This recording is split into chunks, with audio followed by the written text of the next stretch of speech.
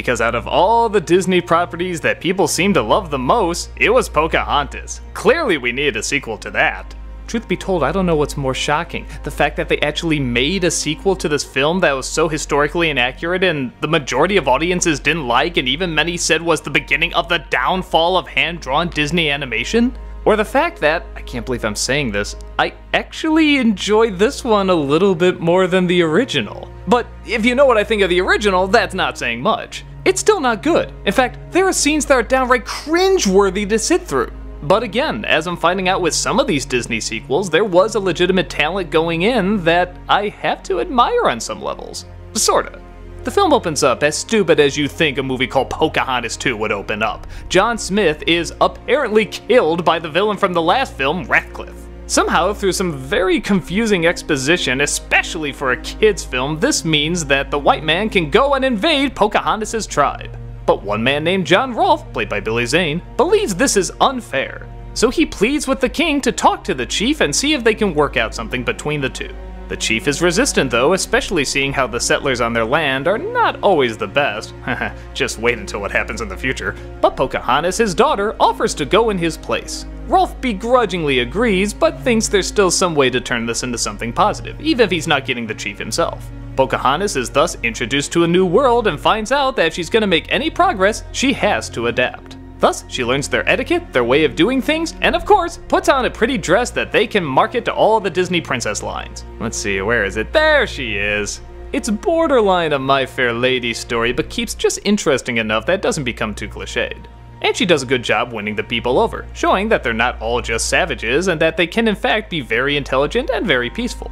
But when Ratcliffe brings in a bear to torture, as apparently this was some sort of entertainment in the day, I'm not sure if that's true, but if we allowed bullfighting, I guess anything's possible. Pocahontas stands up for the poor creature, thus driving the king insane for some reason, orders her to be thrown in jail and the attack on her people to begin. And we go right back into stupid territory again. With sword fights, John Smith returning, a romance blooming, even though apparently the person she fell in love with before doesn't count anymore, even though he was kinda still interested, but not. But it's okay because her as the capable, strong hero is suddenly seen doing very little in terms of saving the day all of a sudden. It gets so stupid. There's an immense tragedy with this film because, unlike the first one, I didn't always know where it was going. And the way it was written, and the way it was animated, and the way it was paced, it was surprisingly kind of engaging.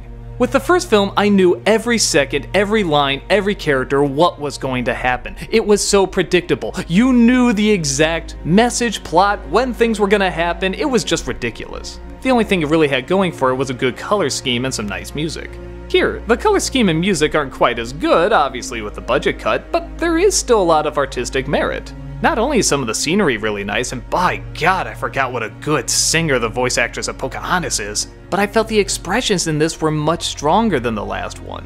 In fact, a lot of scenes of pointless dialogue are taken out, just replaced by how they look. Look at this scene where Pocahontas is saying goodbye to her best friend. They barely say a thing, but look at that. Look at the emotion in their faces. It's remarkable.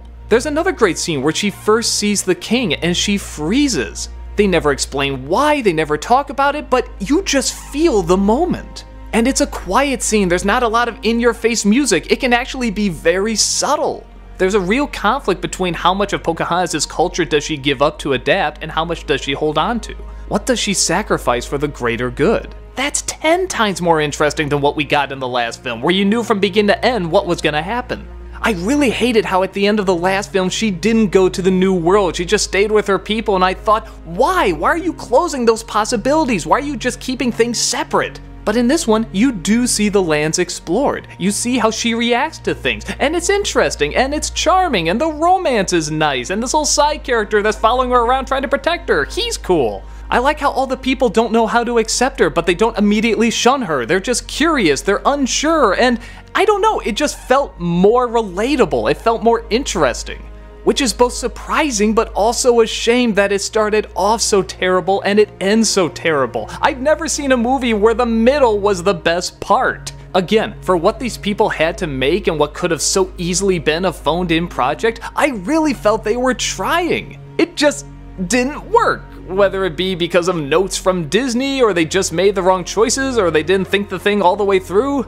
But yeah, to its credit, there were much more moments where I was sucked in with Pocahontas 2 than I was with the first one. So, I guess if you're really interested in checking out, I would probably say just fast forward to where she's going to the New World and then stop at where they're torturing the bear, because anything outside of that is garbage. But for some strange reason, the middle part of this movie is actually pretty strong. Okay, it's not perfect, but it's Pocahontas 2! I was thoroughly impressed I got anything interesting at all! So I guess I'm glad some parts of it worked, hell, actually a good chunk of it worked. But it still doesn't work as a complete whole, and that does really damage it.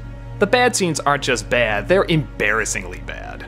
If you're curious, it's not creatively bankrupt. I actually am glad I saw this movie, or at least the middle anyway. But the rest of the Colors of the Wind, sadly, aren't blowing me away.